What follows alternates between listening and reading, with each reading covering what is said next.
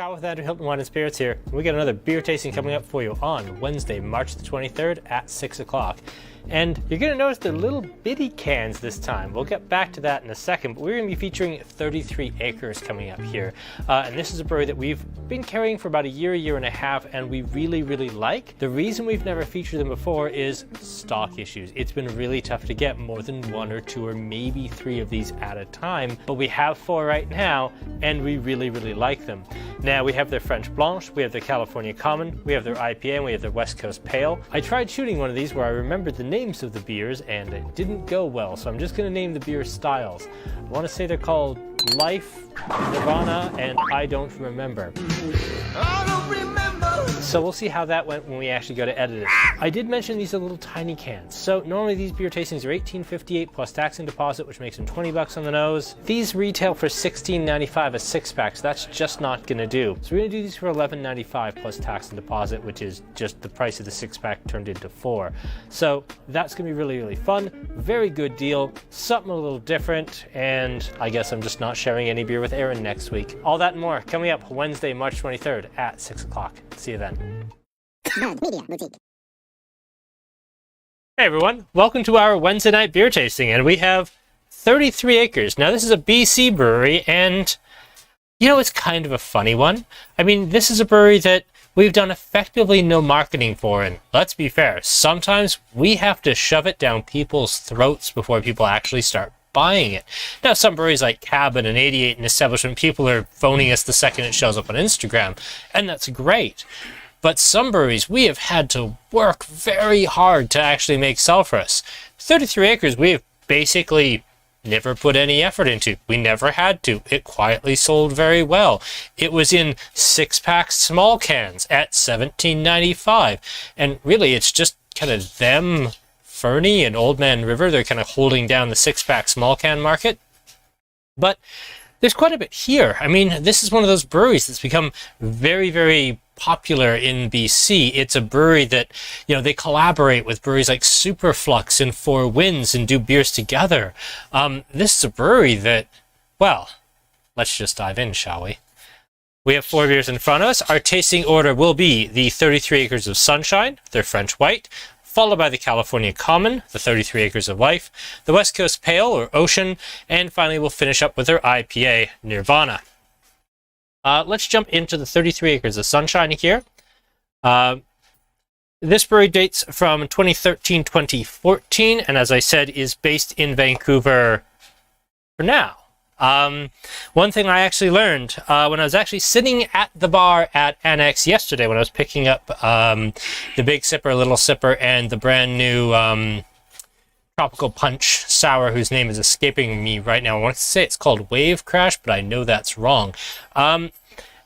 I was saying, oh yeah, you know, tomorrow we're doing 33 Acres. Like, oh, that's so good. They're so good. Like, you know, they're opening here next month. I'm like, what? I probably should mention that tomorrow. But yes, they actually are going to be opening 33C or 33 Calgary as their second location. So it's going to have its own tasting room. It's going to have its own little microbrewery. So they are going to have the core 33 Acre beers as I understand it. And then they're going to have their own separate thing going on as well. So it'll kind of build its own local culture, which is really interesting. But let's dive into this beer to begin, and we'll talk a little bit about them. Now this is their French White. French White isn't really a style. I'd call this like a Belgian Wit. Belgian Wits, of course, are big sellers, not only in Belgium, but through the Netherlands into France. Kind of all of Western Europe that isn't, you know, Germany, because they have their own wheat beer culture. So if you're in France, if you're in Belgium, if you're in Spain, these are big sellers. This one's so pretty. What I'm noticing immediately is the phenolic character that I get from so many wits. And I'm going to point out St. Bernardus wit in particular here. I tend to get a real hard plastic phenolic character from the yeast, which I'm not picking up on this at all. There's certainly a clovey, orangey, spicy thing down deep. But when I start looking at a wit, one of the very first things I start looking for is like a real plasticky character, right? Like almost plastic pool toys, like the cheap ones you got when you went on summer vacation with your parents that you were just supposed to enjoy them in the pool for the week and then they were not coming home in the suitcase, that sort of thing. Usually wits have that particular plasticky smell. This doesn't, and I find that very interesting.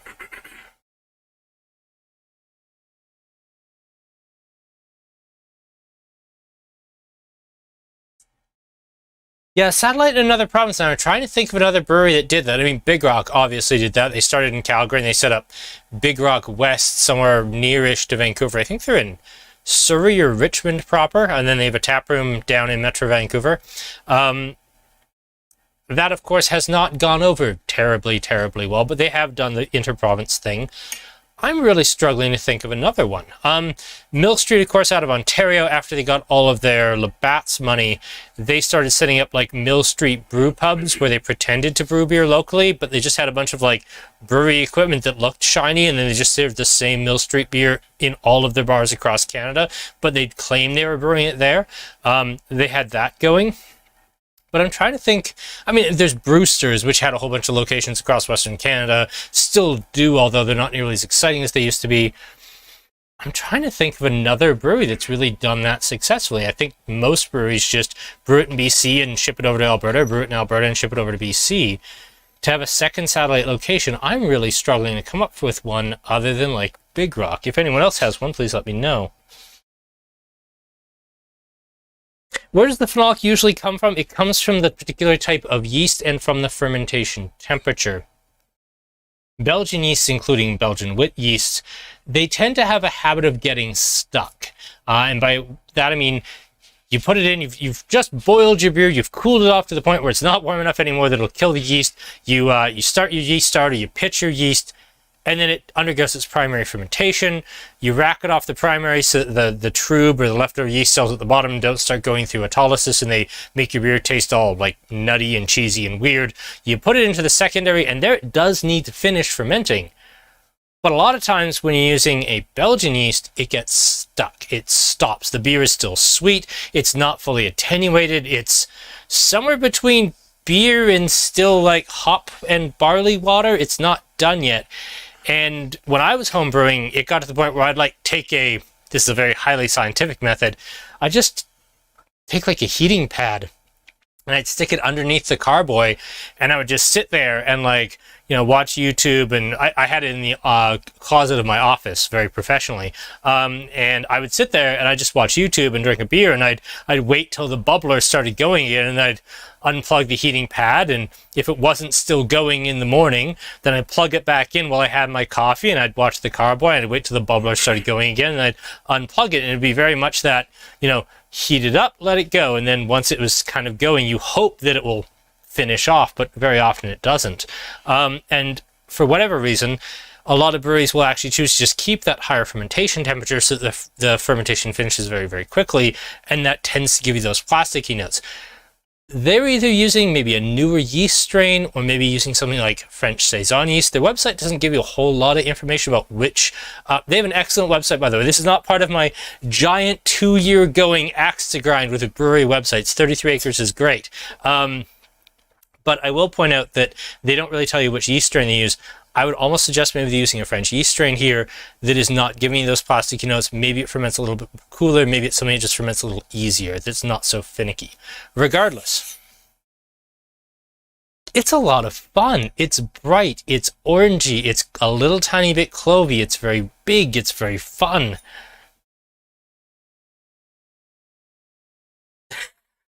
And Chris is still on board even after, yeah, I like it. And yes, please, 33 Acres L would be incredible.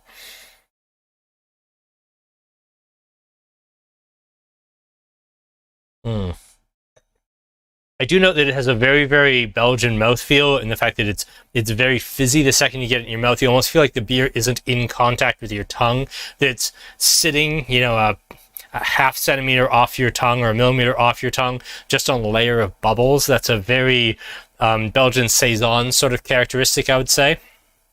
I like that we're actually getting that out of something that sells for like $17.95 for a 6-pack. Like you could just grab this, throw it in your backpack and go and not think anything about it. And you get it there and you get this incredible experience of this like Belgian Saison mouthfeel without the plastic, and admittedly also with a little less alcohol. This is right at 5. This is about as boozy as a can of Kokanee. I kind of really love this Sunshine. I think it's well named at Sunshine because I don't think I'd really want to drink this in the winter. I think I would drink this in spring or summer or not at all. For an opening beer, that's a pretty strong opener.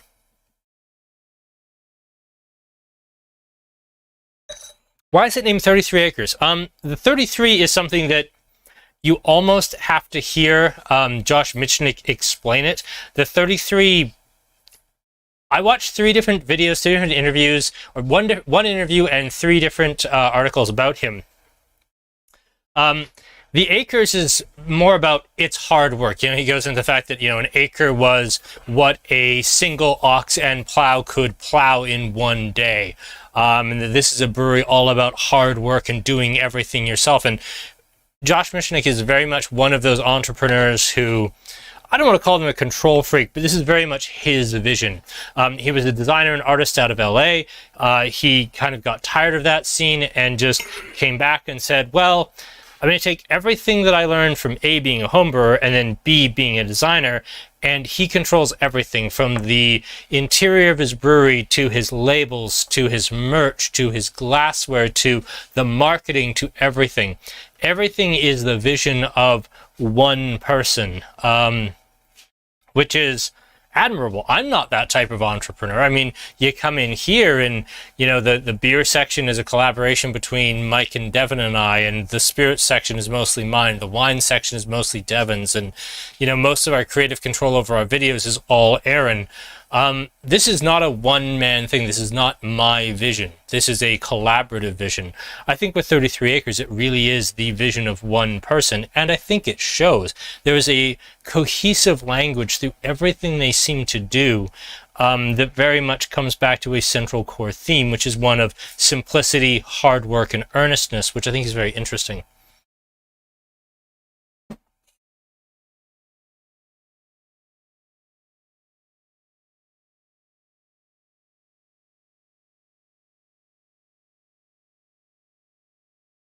And I love, just personally, as those of you who have watched for a long time know, I have a bit of an axe to grind with over-packaging and over-marketing. This is why I very much enjoy things like Brock Cellars or Nickel Vineyards or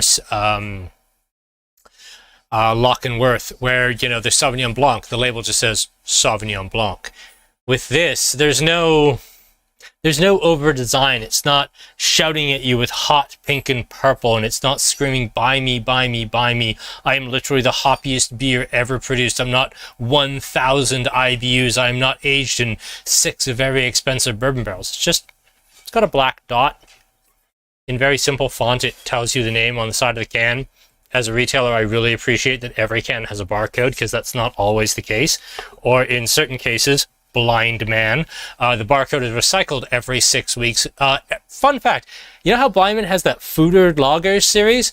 Every single beer in that series and a couple of other seasonals they've done all have the same barcode, which is really difficult for a retailer. These folks, no.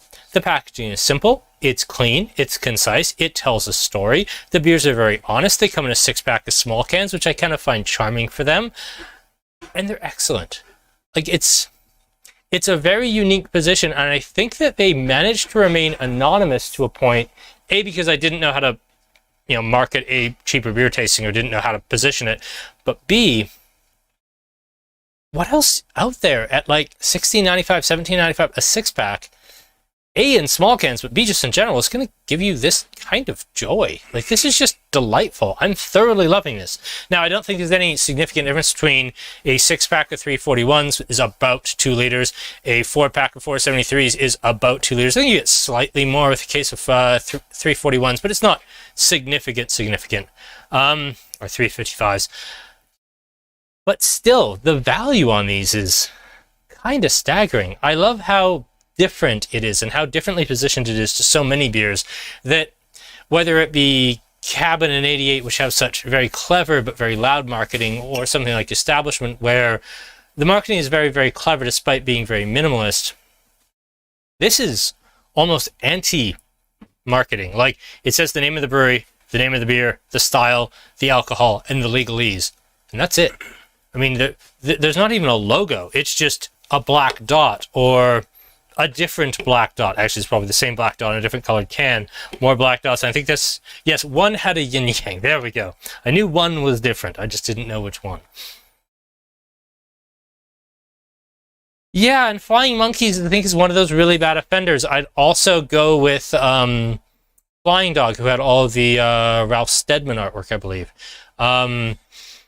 It can be very, very, very loud. I'd even go back to Container Brewing's packaging, which was just last week, that was very loud. I kind of like the simplicity here, just like I like in establishments. Am I surprised about the new site in Calgary? No.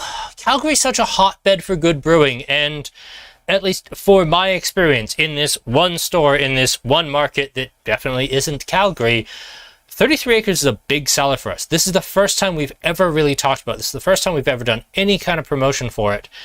And 33 Acres just sells every week. Like a couple, 3 flats of every single SKU I have. And again, they're in 6-packs of small cans with a logo that looks like that. Like, they're almost trying not to be noticeable on the shelf, and they sell better than pretty much every other SKU on the shelf, with the exception of like some of the 88 stuff, some of the establishment stuff, some of the cabin stuff. But like, outside of like my big 3 or 4 top breweries, these guys are like right at the top of my best sellers list, despite the fact that we've done nothing with them. So, am I surprised they're opening in Calgary? No, not if their sales are anything like mine in Calgary. Like, where else would you open? This is a huge deal. Okay, let's move on to 33 Acres of Life. Well, let's finish our Sunshine first.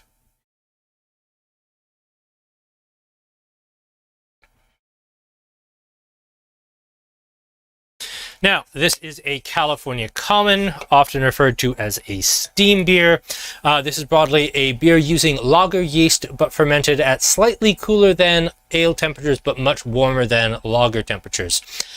This is a California style, as indicated in the name, so they tend to use traditional West Coast hops, things like Columbus or Chinook are not unusual. I'm pretty sure they're using Northern Brewer in this, which should give you a big piney hit. But it's not an IPA. It's much more like an amber ale, but it has much more fruit than a lot of amber ales because of the notes from the lager yeast. So let's jump in here.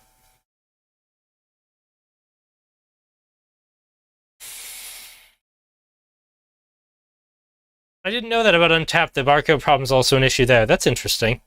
Honestly, I would suggest, Justin, that it would probably motivate breweries more to know that they were getting weird reviews on Untapped than that all of their retailers complaining.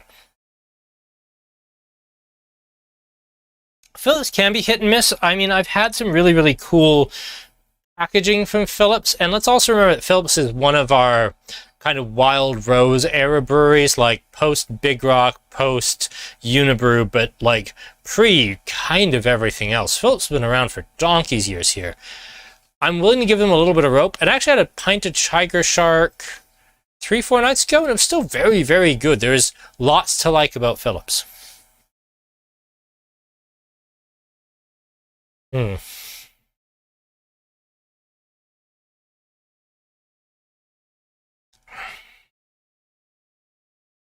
Immediate memories of dark matter. I think if any of you were around for the tasting that Eric and Craig hosted, any doubts about Hoyne dark matter being brewed with lager yeast were just immediately laid to rest, because you go from an ale yeast, granted a Belgian ale yeast, straight into a lager yeast. You kind of notice that lager yeast difference. That's really stark going from one to the other. This is clearly lager. All of those sharp edges, all of those fruity notes, all of those spicy notes, they're all rounded off. This is, after it goes through, 2 hours of sanding, you get kind of that lager profile. It's rounded, it's fruity, and yet you get that big grainy cereal amber ale style mouthfeel. Again, not an ale, but you also get that spicy, woodsy, piney hop. Oh, that's just good California Common. Of course, the beer that all of these are kind of following in the tradition of is the Anchor Steam Ale from San Francisco. Yeah. And you gotta say, I'd rather have this, and I respect the hell out of Anchor. No, we've had a California Common before, because I know I've talked about this story before. And not that long ago. No, we did one like within the last 2 months. We've done a California Common. I'm sure of it. 2 might be a stretch, but definitely within the last 4. Within the last 2 months, Aaron. 2? I'm sure of it. Holy smokes.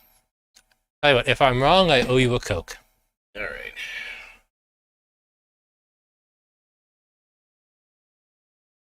I don't think it was an Annex one. That's just it. I'm really struggling for what it would have been. It wasn't the container tasting.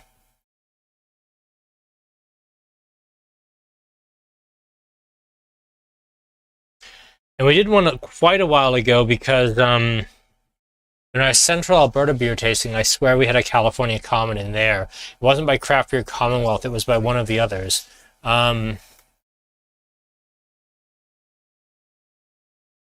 Shoot, I'm going to have to think about that because I don't remember what that was. The Annex Zoo Brew was absolutely a California Common. You're absolutely correct. And unfortunately, Aaron would be correct if that is the one I'm thinking of. Because that would be like 8 months ago. I'm drinking a Coke. Yep, definitely getting a Coke. Or whatever weird beverage thing you're going to get from the Wooden Shoe. All the weird, weird pops that the Wooden Shoe sells, Yep. Aaron is the one buying them. He comes back half the time with like a sandwich and a cup of cheese and like an iron brew. It's very strange. No, I don't. Well, whatever. Sure. Yes. I like this story being weaved. Good stories about Aaron. Not weird stories, absolutely factual stories. I mean, we had beers that tasted like this from AleSmith, but they were just really stale IPAs, and that's why they tasted like this. They weren't California Commons, they were just really stale. I could drink 6 of those. I drink 6 of those quite comfortably. I think I'd still prefer the French Blanche, but wow, would I be incredibly full after 3 of those. Like, the higher carb would just leave me, like, feeling like the Stay Puft Marshmallow Man. Like, I'd be so full. Definitely good for one of those ones, but... I also think I'd want to have this, like, out of, like, I know you're all going to make fun of me, but like a Stella goblet. It's the glass shape I'm thinking of, not enjoying Stella Artois. Sure, yeah. But that glass shape on a patio, a little bit of sun getting on you, but you're mostly under the umbrella. You've got some bruschetta that's kind of melting and going bad on a table because you've half eaten it. Sounds awesome. It's exactly when I want to have this, is just in that experience.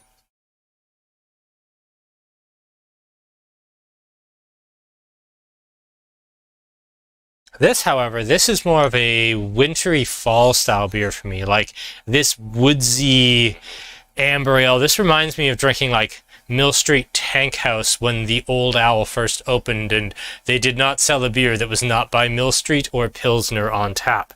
I really liked that version of Mill Street Tank House. I think it's gotten watered down a bit now, but this style of amber ale, this very upright British traditional stiff upper lip sort of beer, I like how crunchy and grainy and rich it is, and it has this nice bitterness. This reminds me actually a lot of the beers we had from Hoyne in its approach and in its mouthfeel.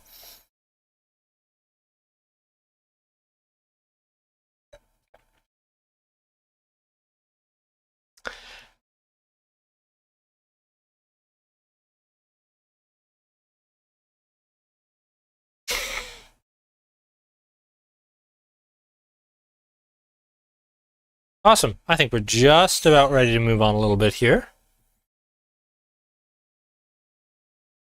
I'm just going to enjoy this for another minute because it's just wonderful.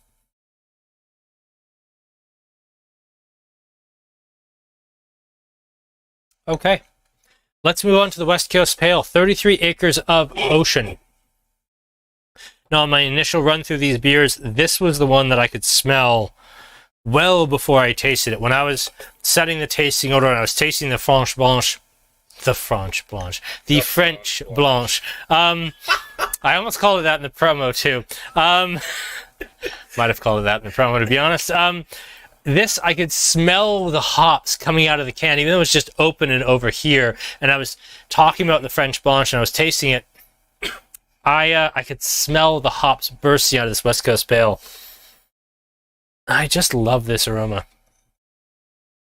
Not convinced it's California Common. It certainly smells ale-y, and I think the longer that we have it after the French Blanche, I'm now going to be very on alert to not call it French Blanche again. I think that the longer you have this, the more ale-ish it seems, because I think you'll notice as I tasted it, I started talking about it more and more in ale terms.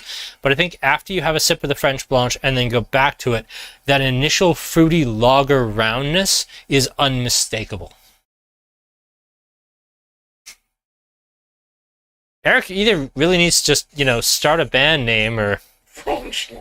Blanche, and he also said Donkey's Years was his new band. Donkey's Years, right.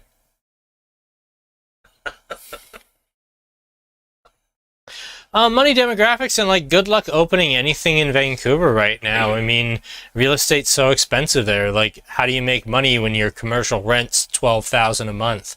In Calgary, it's still nuts, but it's not 12 or 15 or whatever it's going to be in Vancouver.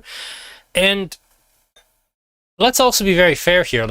Alberta's craft beer boom is fantastic. This is incredible. I love every second of it. It's made my beer department so much more fun. We get to have these weekly hangouts because of it. All of this has come out of the Alberta craft beer room. Ours happened a decade after BC's. We've almost gotten to the point where even last year we were complaining about, wow, there sure are too many breweries in Alberta. I think BC's gone through that 3 or 4 times with there being too many breweries. I think if you're someone like 33 Acres, how do you expand anymore? You just open 33 Acres Richmond or Burnaby, or go to the inland and open in the Okanagan. I'd be looking at Calgary, because Alberta, if you're looking at it from the Wild West, we're still very much we're in our infancy. We're still getting there with the craft beer market. We're still getting our grips on it, and I kind of like the idea of taking this concept and saying, well, we'll take it to Calgary. Now, I had this explained to me from the folks at Annex, but apparently they're going to be opening basically in a food court sort of environment, with a whole bunch of restaurants around them. So you'll be sitting in the 33 Acres tap room with a whole bunch of restaurants around you, and you'll be able to grab a tray and go over to a restaurant and get your food and then come back, and you'll have an option of 6 or 8 different restaurants around, and then you'll be able to go back to 33 Acres and eat whatever you want. So that age-old question of, what do you want for dinner? I don't know. What do you want for dinner? Let's just go to 33 Acres. We can all have what we want for dinner. Or just sit there and get drunk and be indecisive, we seem to enjoy more.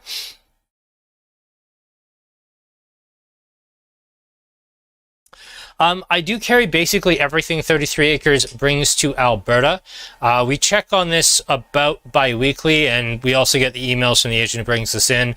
Anytime we see a new 33 Acres, we just bring it in, pretty much carte blanche. So if it's not on my shelves, it either isn't available or it was available on a Friday, which isn't unfortunately a day I order. I order on Mondays and Wednesdays. So if it's a 33 Acres beer, if it's sold in Alberta, it will be on my shelves, if not right away, within a week when I notice it, because this is a brewery I want on the shelves all the time. These guys rule. Called a food hall, apparently.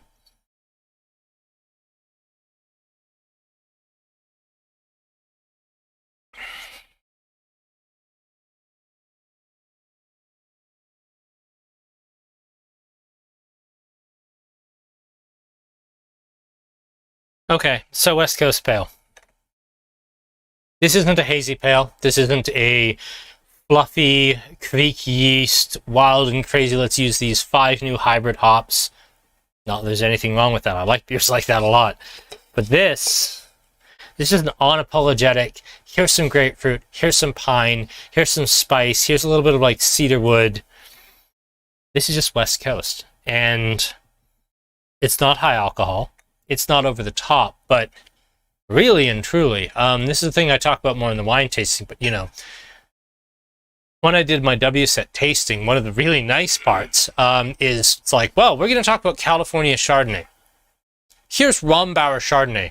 This is the reference Californian Chardonnay. We sell it for $50-ish a bottle, but that's the Chardonnay you taste because it's the exemplar of the style. When we did Sauvignon Blanc, we did a Dog Point or Cloudy Bay, because that's the best exemplar of it. And when we did like the Rhone Valley, we didn't do Saint Joseph or Conard. We did like an Hermitage and a and a Côte Rôtie, and we did a Châteauneuf because we needed to talk about the best examples from the valley. This is kind of like if I was teaching a beer class, which is different than what we do here to a point. This would be the West Coast Pale I'd want to bring, because what else would you ever want a West Coast Pale in the year 2022? And by that I mean, like, yes, if you want to make the argument that West Coast Pale from 2000 to 2012-ish was much darker and much stinkier and much higher alcohol, you're not wrong. But in the year 2022, when we talk about West Coast Pales, I think we're usually talking about stuff from the Russian River or Lagunitas or Bear Republic schools, kind of that north of San Francisco little cutout that has this particular style. This is very much what I expect from West Coast Pale, and this is executed as well as I've ever seen it.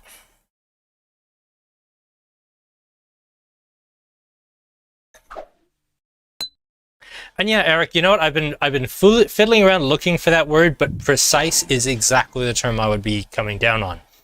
This is precise. I wouldn't want any more of anything. I wouldn't really want any less of anything. All of these seem brewed not just exceptionally well, but to a degree where, have I had a complaint about any of them? And you've watched me for 2 years, folks. I have a complaint about everything. Well, this is the best beer I've ever had. You know, I'd like it if it was 0.3% alcohol less. I don't have a complaint. All of these beers are exactly to style. Sometimes, especially the French Blanche, the best example of that style I've ever had. The West Coast Pale, maybe not the best example I've ever had, but I'm having to reach deep into the kitty and find, like, you know, Russian River Row 2 Hill 56 to find another West Coast Pale that's in the same family as this. The California Common, let's be honest, it's a style I don't know that well because there's only been like 6 examples of it in the last 5 years that come through the province. But, I mean, I really liked it. I spent a long time talking about its virtues. Can I really say it's precisely to style? No, because I don't know the style that well. But based on this and this, that might become my reference for this style. That's very apt. Thank you. Precise is exactly the word.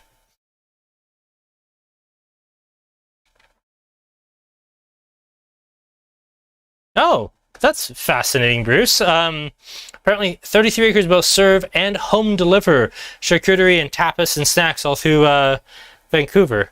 That's, I imagine it's very good based on the beer, so.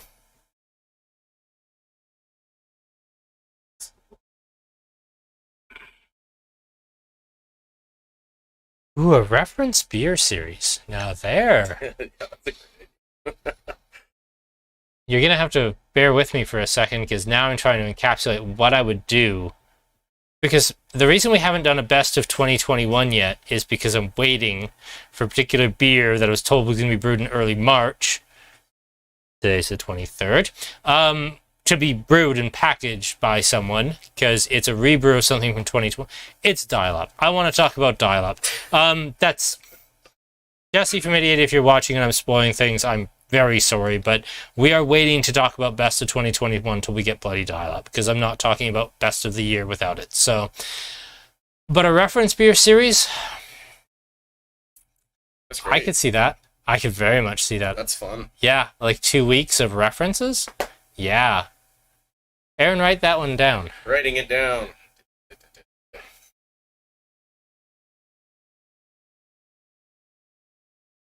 Dial Up is not back. You heard nothing. I don't know if I was allowed to say that. So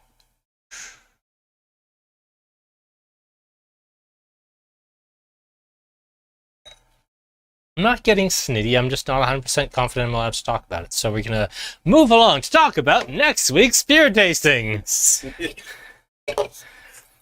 is a great name, by the way. Like that. Okay, so next week, we have Long Slice Brewing out of Toronto.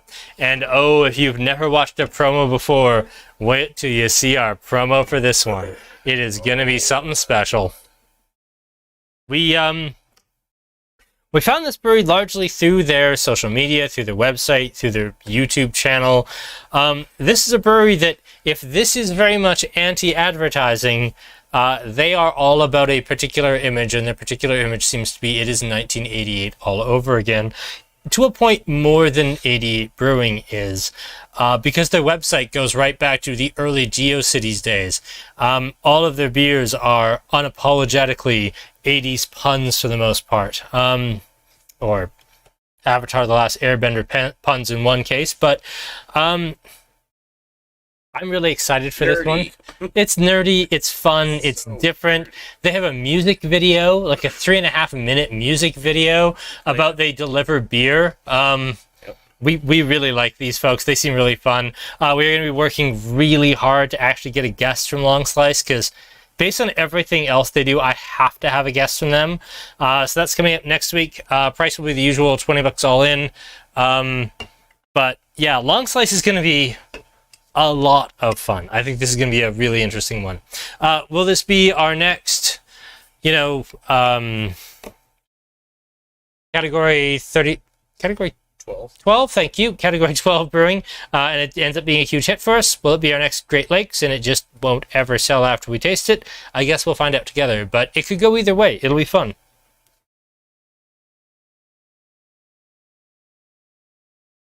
Okay. I still have some West Coast Pale, and I'm not going to rush this. Drink it. Drink it. No, I'm not just pouring this down my throat, Aaron. Sip it. Taste it. Exactly.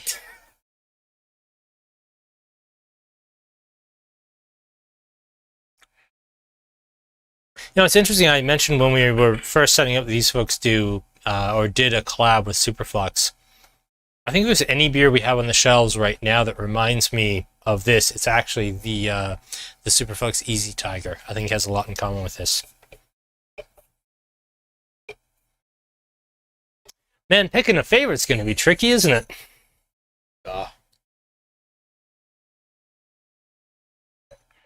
All right, 33 Acres of Nirvana, the IPA. I like that the IPA is all the way up at 7. Feels very old school.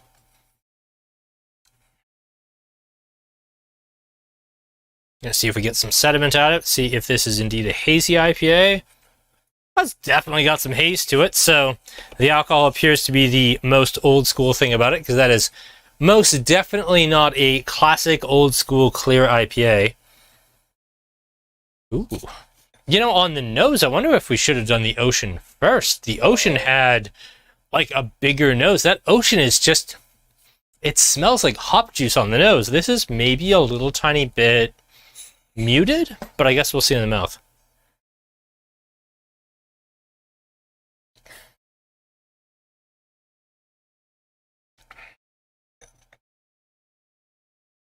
That's really nice, but for almost 2% alcohol, more than the Ocean, it's not as big as the Ocean. It's really nice, but the Ocean's bigger. And maybe that's just because the Ocean is a true West Coast pale, unapologetically bitter, unapologetically stinky, and this is more hazy style. It's really good, though. There is something here I really like. I think it's like the creamy orange, mandarin orange, tangerine, almost into peach, but not quite. Like we're halfway there. Apricot, maybe? Yeah. It's like a sweet fruit, though. Yeah, it's like a sweet citrus into underripe stone fruit sort of thing. Well, that apricot note really nice. Yeah, the apricot's right there for me. Like the citrus is all in the nose, and you get it in your mouth, and it's just apricots for days. Yum, yum. Yeah, that's really... Aaron? Yeah? How the shit am I going to rank these? Everyone's in the same boat. Yeah. Oh, God. I don't even know what to say about that, because I was all prepared to be disappointed after how big the Ocean was, but once my palate adjusted for the Nirvana, it's like, okay, yes, I'm on board. Also, how's it taking us 2 years to get to this point? Stock issues. I blame Aaron.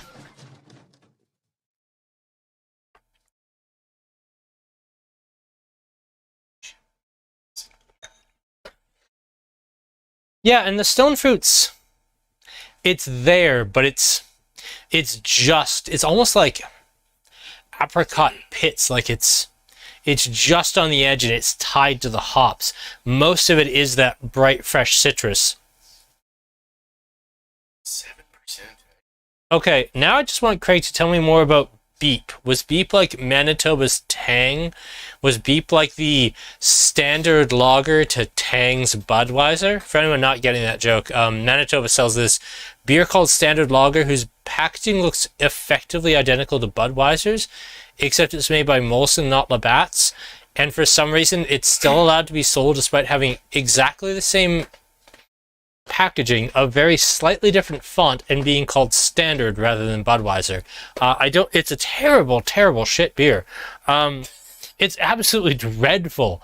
But it manages to be A, exclusively sold in Manitoba, and B, never been the focus of a major lawsuit by Anheuser-Busch, which I don't understand. And apparently Alberta had Beep too.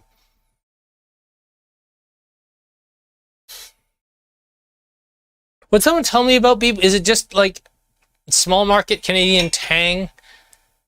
I assume like, yeah, Aaron and I apparently are just slightly too young to remember this. So Beep was a graphic design tour de force. Fine, I'm not reading the comments. I'm looking up Beep on Google. 1 second. This is gonna be fun to find. Beep Juice Canada. Beep Juice. I don't know. Juice drink. Oh wow. I do not remember this. It had a little bird on it. That's okay. Beep was a fruit juice based drink brand made by Nova Scotia. Huh. Okay. That was, I was not aware. To be fair, it's an Eastern Canada thing that was sold here too, but interesting. I learned something today. Come on, Aaron. You can get there. I'm trying. You're doing your best. God damn. It's like the juice from McDonald's. They give it. So it was like orange drink. Orange drink. In a carton. Yeah, there you go. With a bird on it. From Nova Scotia. Nova Scotia known for their fruit juice industry.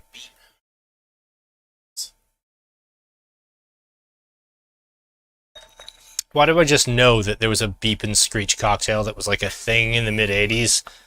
I can already tell that was a thing that existed. Beep and Screech. I mean, come on, it kind of goes hand in hand, doesn't it? Oh, yeah. I mean, Definitely try it. Let's be fair. Dark rum and tropical fruit go really, really well together. Bizarre, weird, imported Caribbean rum and Canadian sugar beet rum plus black dye Screech. Got a Rocky Craig. Plus, milk carton or McDonald's orange drink. Yeah. I mean, it's just a recipe for success is what it is. Right. Well, you can make your own Beep. Also, I like that Eric says that comparing it to McDonald's orange drink was generous. Jesus, how bad was it?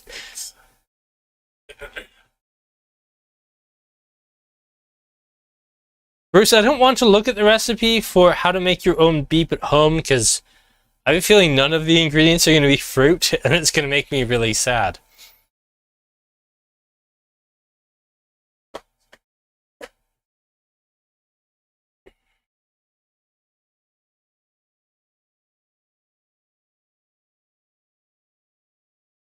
No, actually, it was mostly fruit, albeit citric acid, granulated sugar, and water.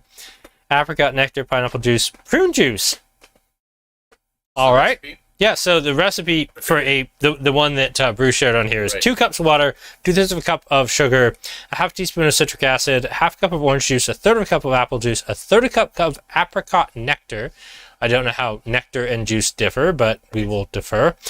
2 tablespoons of pineapple juice and 2 tablespoons of prune juice. Sounds nice. Sure.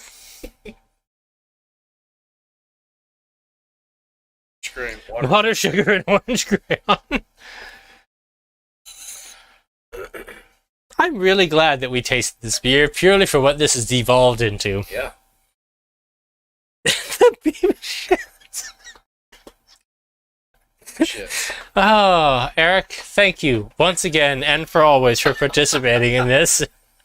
It's not my show, it's yours. I'm just hosting it.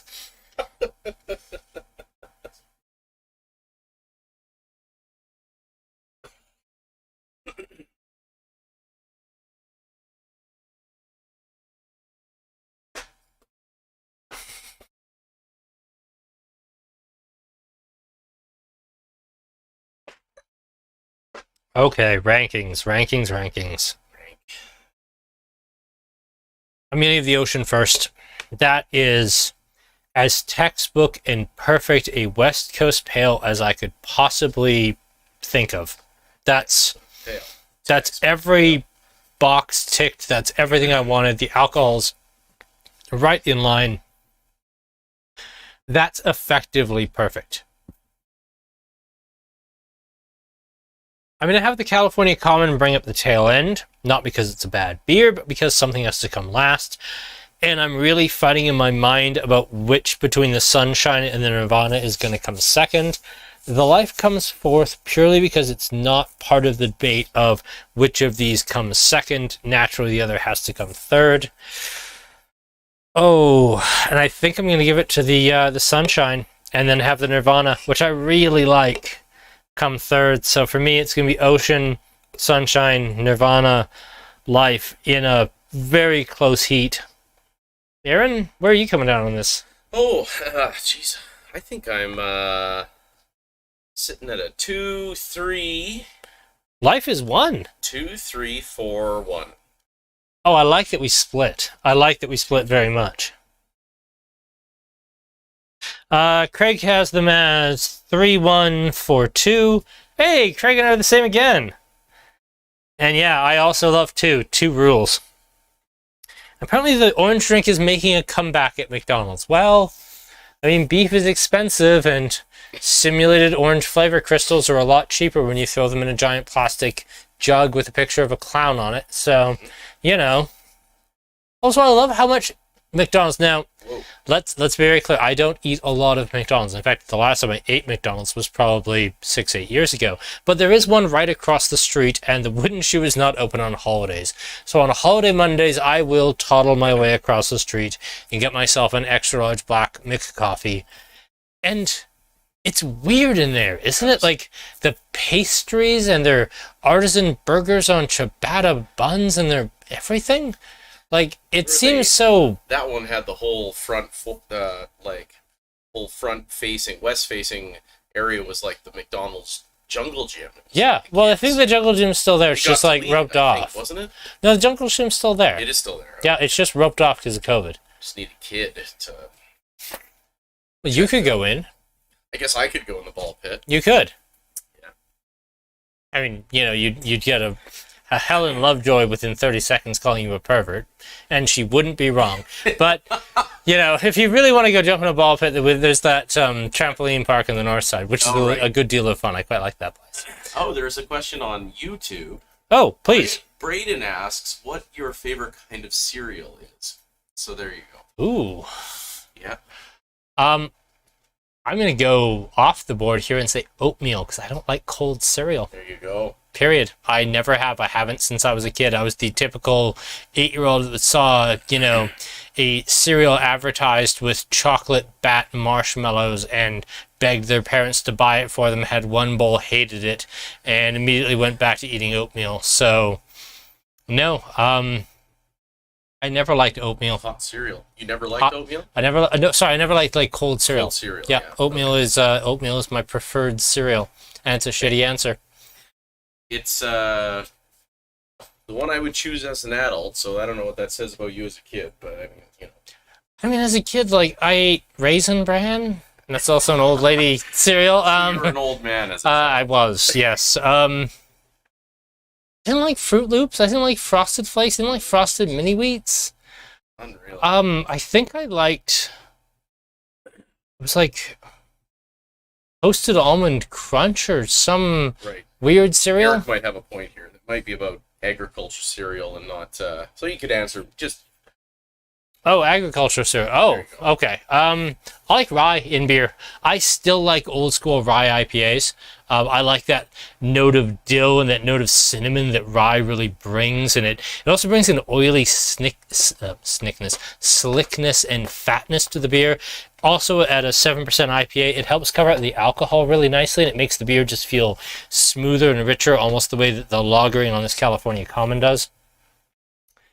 I quite like the way it changes hops. I like the way that it adds a spiciness and uniqueness that no matter how aggressively you hop a rye IPA, the rye will always shine through. I don't really like Rogan beers because they tend to taste very strongly of banana. And if they're not made very, very well, very precisely, they tend to taste of like fake banana, like those weird sherbet bananas or the foam banana penny candies that taste disgusting. They taste like that when they're badly made, and I don't like that about rye beers, but rye IPAs can be really nice. It's good. Oh yeah, cream of wheat, brown sugar, yes. Damn. Yep. Marina joining late. Can I give you a quick review of what's on deck next week? Aaron, can you cue the video? What? For what's on deck next week? Oh, shit. No. No. Get out of the way. You'll have to... Fine. I'll do a quick little thingy here. Yes. So, next week, Aaron, we have Long Slice Brewing. These guys are out of Toronto, Ontario. They're making a Vienna Lager, a Clementine Sour, and then an American Pale and an IPA. They have this whole mid-1980s aesthetic that I would have loved to have shown you, Aaron. They have a beautiful music video about the fact they deliver beer. They seem like one of the more interesting breweries we've ever worked with. I'm really excited to taste them. This is very much like when we first did Category 12 or very first did Great Lakes. We don't know if they're going to be good, bad, or indifferent, but we're excited to find out.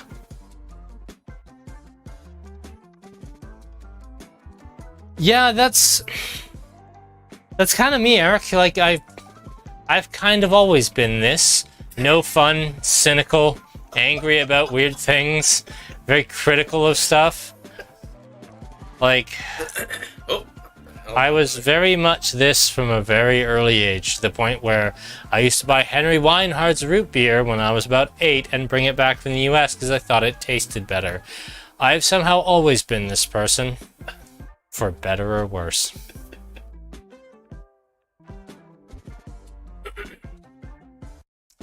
No Big Macs in 8 years. Okay, let's be real here. Look where I work. I have McDonald's. I have Wendy's. I have A&W. Okay, you know what? We don't have Clock Kent, but we have it run an hour late. Let's have our treatise on fast food. Maybe let's not. Blanche. Let's talk a little bit about fast food burgers. Yeah. All right. Aaron, there's 5 major burger chains. We're gonna discount 5 guys because it's really expensive. Right. You've got McDonald's, Wendy's, A&W, DQ, Burger King. Yeah. I put Burger King at the very bottom. Okay. I would put McDonald's 1 above them. Yeah. I would put Wendy's 3rd. I put A&W 2nd, and I put Dairy Queen 1st. I totally agree. That's absolutely your ranking too? Yeah, 100%? Yeah. Okay. Hold on. Bang on. Yeah. Perfect. Then we are right, and everyone else is wrong. Wonderful. I think Kevin's just yep, I'm not getting into this. I'm out. not weighing in. We are done here. Good time. Yep. And yes, Team Burgers are on special for $4 right now. I had one earlier today.